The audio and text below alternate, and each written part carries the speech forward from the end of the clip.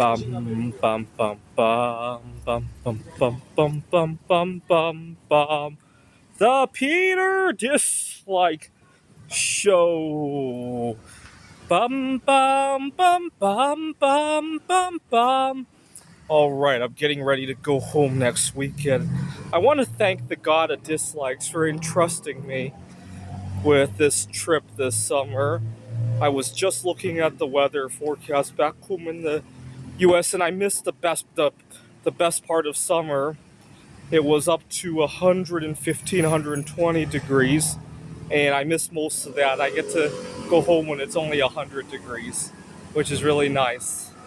Um, it's funny, every time I bring up the saga of how hot it was last summer, I had COVID and all that, and I tell any of my roommates here in Taiwan, the first question people ask is they need me to convert it to Celsius because they don't know what 115 degrees Fahrenheit means.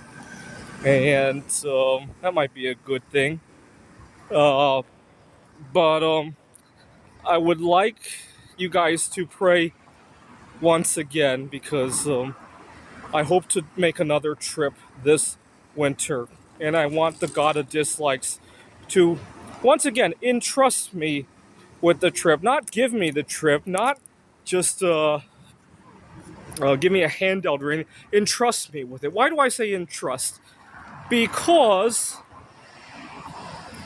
nobody benefits when I suffer a heat wave and have COVID and then get harassed and have difficulty networking with people over in the States because I don't mesh well with those people. Nobody really benefits, right? Certainly I don't benefit.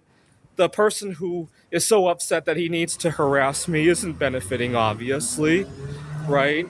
Uh, Similarly, if my work suffers, my students don't benefit, right? And that's what I meant by entrust. All right, getting on to the trip this winter. Last winter, when my grandmother passed away, I told my grandmother when she makes it to the other side to talk to Mary Curry. I wanted to network with some of her distant relatives. Not long after that, I started chatting with her granddaughter, believe it or not, Helene. She's 97 years old. And I I don't know why. She likes talking to me. One of my coworkers commented that perhaps because I talk a lot about science and all that, perhaps because she's elderly, she might be misremembering me for somebody else. And but you know what? That's fine too, right? If I could fill that void for her, that's good too. I want to inherit a family heirloom of theirs. In 1921, President Harding gave Mary Curry a 1 gram sample of radium for her to continue her research. Right now, that gram of radium is worth negative $30,000 because there aren't too many applications and it's considered a form of nuclear waste, believe it or not. But I think that will change. So I'd like to inherit it. I'll let you do a calculation. Assuming that none of it was lost through her experimentation, we've had 104 years of nuclear decay. How much of that radium still exists today? I'll let you do the calculation. All right, so I hope to visit her at some point because I think it's Mary Curry's blessing, right? Very seldom do I just reach out to somebody famous like that and hear back from it, right?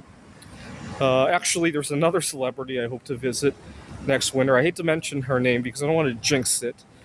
I have to be careful visiting her, though. I had a bad dream one, and a lot of my dreams end up coming true for some bizarre reason. I dreamt that I had gotten her pregnant with 10 babies at one time. So there's other celebrity that I hope to visit. And so I'm going to have to be extremely careful if I do see her, because so many of my dreams end up coming true.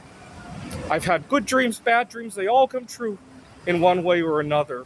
to the point that when I wake up from a bad dream, it's a cautionary to, oh, I got to be careful. And usually it still does happen. Usually I'm able to, if I'm careful, I'm able to minimize that dream a little bit, right? So I had a bad dream one time that I was teaching at a university. I dreamt that somebody spilled mercury in the chemistry lab. A little bit of background: I am autistic, and I need to watch my mercury intake, whether it be from my diet or from environmental issues like that. I have to be careful. And I had a dream that somebody had spilled mercury in the chemistry lab. A couple days later, the custodian broke a fluorescent light bulb. And fortunately, because I had just had that dream, I had the wherewithal that I might need to evacuate in a hurry. So I was kind of prepped for it. It was kind of weird. I prepped for it. I evacuated, but I didn't handle that situation as well as I could have. I've already talked about it a little bit. I've had dreams where I've lost jobs and all that, and I did eventually lose those jobs, but at least I was kind of prepped for it, right? I've had dreams of, 6 years ago, I was in another situation where I thought I was beginning a new chapter in my life, and I dreamt it didn't work out. Sure enough, it didn't work out, and I could have been a little bit more prepared for that one. You get the idea. I had a dream that my eating disorder came to a head, and sure enough, it did. You got to remember, 6 years ago, when I was in the midst of my eating disorder, it seldom caused trouble for me, right? Eating disorders is one of those things where you could do it and you can get away with it until you can't, right? Most of the time, most binge eating episodes don't end in disaster, right? I mean, over the years and decades, they can lead to cancer, but very seldom do you lose your job or lose a relationship over a binge eating episode until you do, right? That's the big problem with binge eating. It's not like drinking, right? All right. So let's pray that the God of dislikes will entrust me with a trip to Europe this winter by singing along with me, gesturing at your screen, and leaving a dislike on this video. This is the Peter Dislike Show. Bum bum bum bum bum bum bum bum bum bum bum bum. The Peter Dislike Show. Bum bum bum bum bum bum bum.